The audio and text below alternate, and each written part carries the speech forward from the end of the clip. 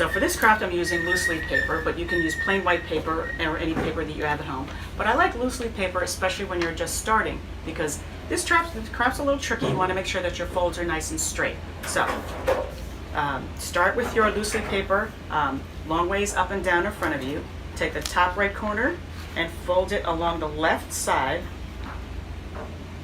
lining it up perfectly along the left side, and make a nice crease down the side so it'll look like that. Your next step, take the top left corner, fold it all the way down till it touches the bottom left corner, make a crease so it looks like that.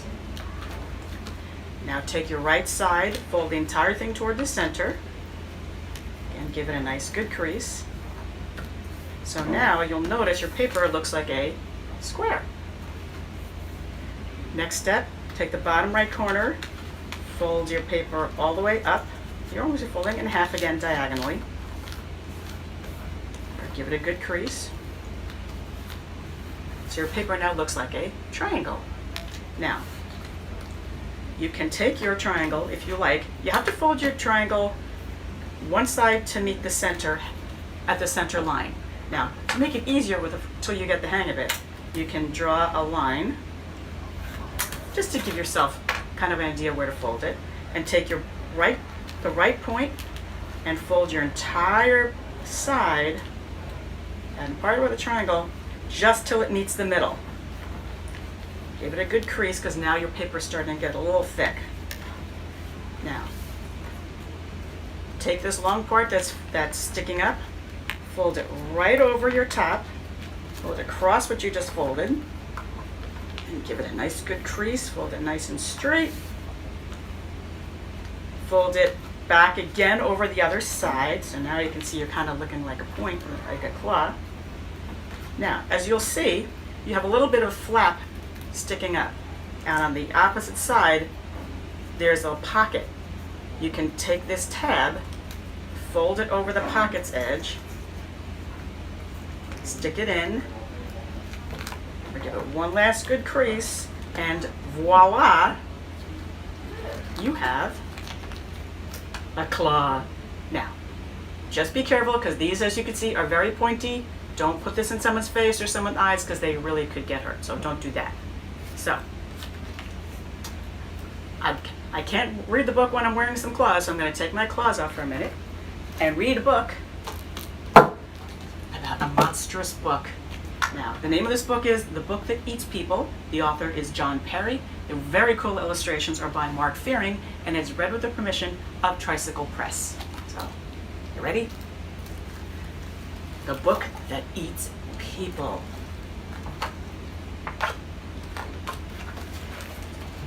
Caution, this is a book that eats people. If you hear growling while you're reading it, stop reading. Close the book, close the cover, and put something heavy on top of it. Do not let your little brother or sister read this book, especially when it's hungry. And you should always assume this book is hungry. Remember, this is not a storybook. It is not a book of rhymes. It is a how-to book or a dictionary. It's a book that eats people. One day in Little Rock, Arkansas, Sammy Ruskin forgot to wash his hands after lunch, and the book tasted peanut butter on his fingers. So the book, this book, went snap and took a bite, and then another and another. Sammy squirmed and wriggled. Sammy squealed and yelled. Sammy pulled as hard as he could, but the book ate him. Then it coughed up his bones and they clattered across the floor like wooden blocks. That was the first person this book ate. If you hear pages rustling, it's probably because the book smells something yummy. But if you hear a sound like an octopus in a tub of yogurt, that is the book's empty stomach, and the book is ravenous. If you hear that, find someone nearby fast who might taste good to a book. After this book ate Sammy Ruskin, his parents gave it to a library where it sat trapped and mad, tightly shelved between The Complete Guide to Saints and Sandwiches Through the Ages. Its stomach growled and growled for weeks until late one evening, someone left the Guide to the Saints on a table in the reference section. That night, while the moon shone, the book devoured famous Americans, who's who in American business, and Mr. Singh, the security guard, who yelled like crazy. When the librarians came in, it was swallowing the last pages of How Things Work. Titles like What Happened to Sam Ruskin keep some library books shelved forever. So while the librarians wept, this book traded covers with All About Dolphins. And that very same day, right about the time when everyone likes a chocolate chip cookie, Victoria Glassford checked it out. She put the book on her nightstand, but before she could finish brushing her teeth, it jumped up, thumped her on the head, and gobbled her down, beginning with her polished pink toenails. Have you ever heard a book burp? This is a bad book. A book with teeth and claws. It's a monster that eats people. You should throw it in the fireplace on the coldest February day. You should grind it page by page in your daddy's coffee grinder. Experts say that when a book eats someone, it's either self-defense or a mistake, and the book never eats anyone again. But this book ate Sammy, Victoria, and Mr. Singh, and then it ate Joey, Juan, and Isabel when they found it in a heap of boxes on a street in Philadelphia.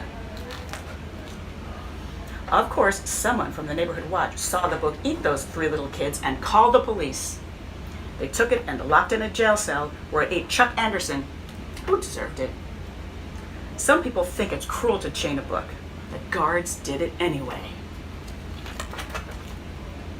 Judge Cox, who loved all books, sent it to the zoo where the zookeepers tried to reform it. They fed it fried chicken, pickles, hot dogs, ice cream, noodles, and toast, but nothing worked because this book craves people. When it chewed through a zookeeper's shoe, they finally gave up and put a label on it that says, "The book that eats people," in big, bold letters. So now everyone knows what kind of book this is. Who knows where you found it, but be careful. Never read this book with syrupy fingers. Never read it with a cookie in your pocket. Never turn your back on it. Never, never, ever read this book alone, because this book is always hungry. And it eats people.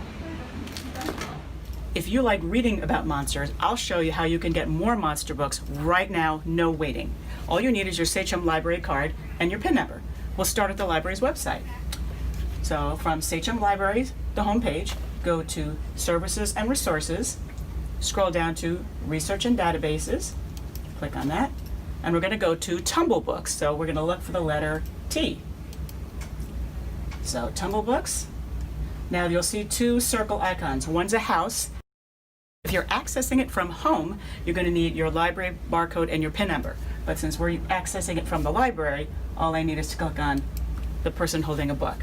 So since we know we're looking for monster books, I'm going to go to Tumble Search up on the right and search by subject, and I'm going to type in monsters.